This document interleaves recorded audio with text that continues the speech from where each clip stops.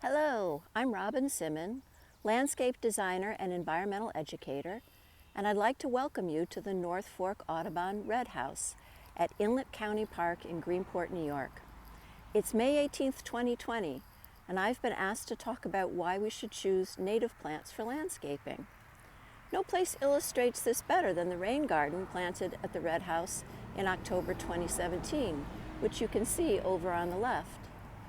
So let me give you a little history about why this garden was designed to showcase plants native to Long Island, and then give you a virtual tour of the rain garden.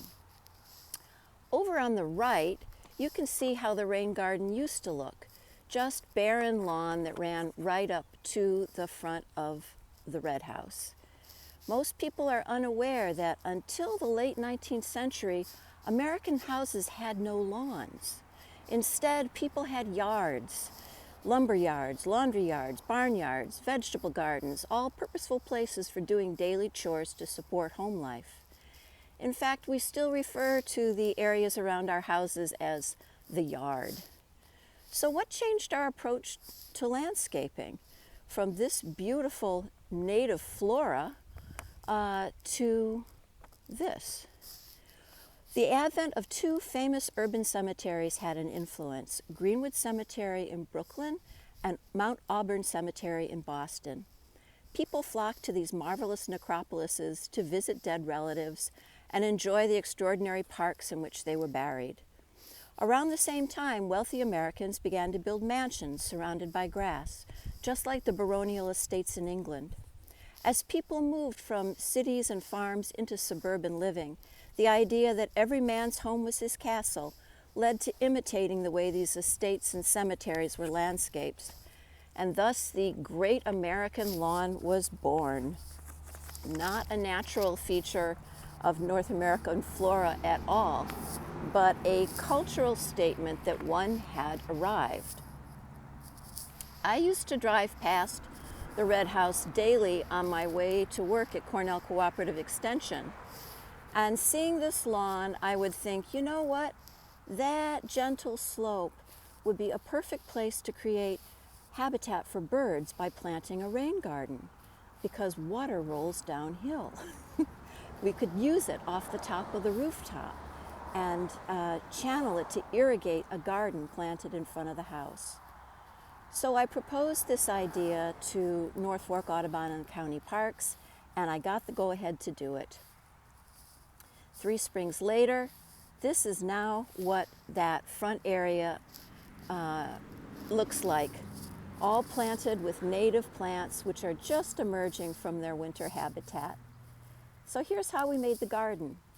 The first step was to calculate how much rainwater could be channeled off of this roof. As you see, there are several levels of roof, and we wanted to understand how much rain would come off of it during a 1-inch rainfall. You can see the fact sheet, Creating a Rain Garden, for more specifics about this and other logistics. That let me figure out how large the garden could be. In this case, it's about 600 square feet. It's a pretty big garden. Then, working with 10 Cornell Master Gardeners, we dug out the gentle slope, about a 2% grade, to create a shallow bowl that is no more than 8 inches deep in its very center. And that is the place where all the water from the roof coming down through the downspouts and channeled into the garden is now able to collect and percolate into the earth. But meanwhile, it's irrigating all of those plants on its way. So we used the soil that we scooped out to build these berms. These are like the lips on the downhill side of the shallow bowl that the rain garden actually is. And then we buried 2 perforated pipes coming off of the storm pipes to distribute water throughout the garden. Over here in the corner, you can see where one of those pipes connects to the gutter downspout. And then it's semi-buried because we wanted people to actually be able to see those pipes and understand that that's how the water is moving through the garden. And there are little holes on the bottoms of those black pipes which are allowing the water to seep out and spread all throughout the garden on its way downhill into the center. So the very wettest part of the garden is right here. And the water that isn't absorbed into the soil just gushes out into this area. And then this is the wettest part of the garden. Here you see two beautiful iris versicolors, which are about to burst into bloom. Really a fabulous thing to come see if you have a chance. By planting these perennials in October, they had a long, wet fall and winter to grow strong roots before facing their first summer hot season, which is a good planting strategy when you're working with very limited irrigation. And after they were planted, every single plant in this garden has received no additional irrigation other than the water coming off of the roof. So this is truly a garden that is irrigated by the rain. All of the natives I chose are deer resistant, and they enjoy what we call a drought and drench lifestyle. So planting natives is really a no-brainer in terms of creating a water-wise landscape, because they evolved locally to survive with just the right amount of precipitation nature is providing. This big meadowsweet is just doing great. And back there you can see the beautiful red chokeberry, Aronia arbustifolia, already flowering. Really a beautiful plant. Now, it is deer resistant, but like all plants, occasionally they get munched.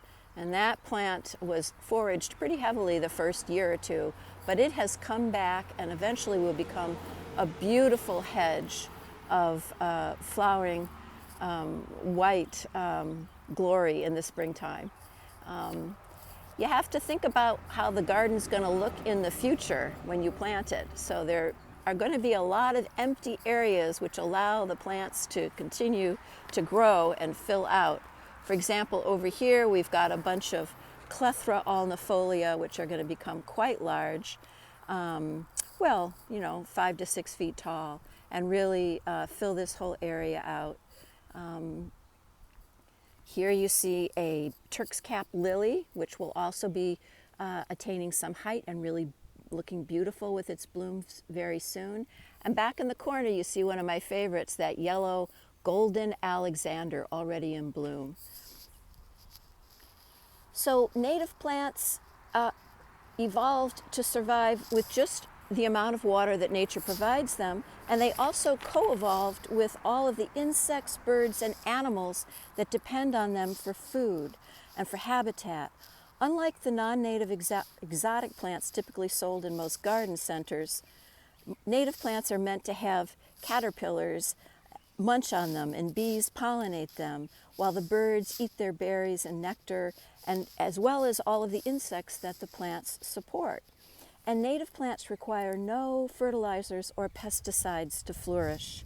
Being chemical-free, they are healthier and safer for humans to live around too. So growing them doesn't contribute to the terrible nitrogen fertilizer pollution that's destroying our marine environments. Let's take a closer look at some of these lovely plants just emerging now. One of my favorite is a very small plant, and it's a very drought-tolerant plant, which is marvelous because we needed something for these berms, and that is this beautiful Phlox subulata. What a little jewel, right? This tiny plant actually supports a tremendous number of birds, including, I have a list right here, cardinals, grosbeaks, chickadees, titmice, crows, jays, hummingbirds, mockingbirds, thrashers, nuthatches, orioles, sparrows, thrushes, vireos, wood warblers, and waxwings. Phew! You know, that's a lot of birds for a little plant to help. And another plant that I think most of you are probably familiar with is the Asclepias tuberoso, or the butterfly weed. It's also very drought tolerant. and thus planted on the sunny berm over here. Here it is, just poking up, looking rather regal already. And this plant is the sole source of food, or the milkweed family anyway, for the monarch caterpillar. But in addition to supporting monarchs, which we're aware of, it also supports all of those birds that I just read, as well as finches. So what a powerhouse, right? And an incredible burst of orange in the fall garden. Now this Pennsylvania sedge might look a little bit like a mop head to you, but again, very, very drought tolerant and a good plant to hold the berm together and really keep it from eroding.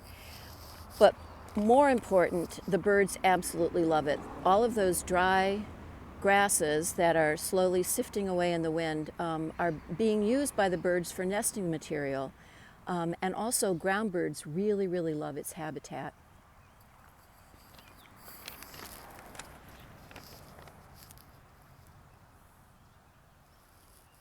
So all of the plants that you see in this garden are listed on the Audubon Native Plant Database according to zip code. So you can actually take a look at your very own zip code and see what plants are going to be best for supporting the birds in your neighborhood. Here's the Joe Pye. Oh, I love Joe Pye. And again, just coming up, it's going to become 6 to 7 feet tall, really a gorgeous plant with big purple flowers. And over on the other berm, you see a bunch of Panicum virgatum, the switchgrass, which is just beginning to send out green shoots. Native plants are very smart. They don't start growing until it gets warm enough for them.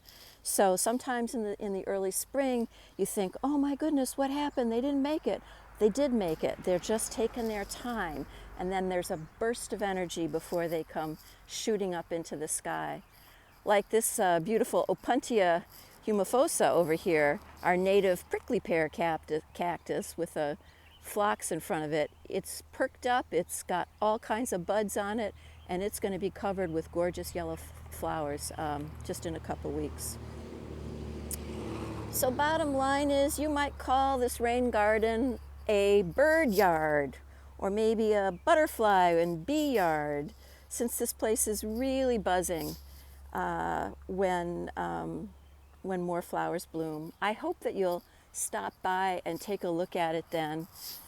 All of the plants here are labeled, so if you see some natives that you really like, you can write down the names and go home and try growing them yourself. They're so easy to grow. They require sunshine, water, that's about it. And if you do that and replace some of the lawn at your house with native plants, I guarantee you the birds and the bees will thank you very, very much. So, happy growing season.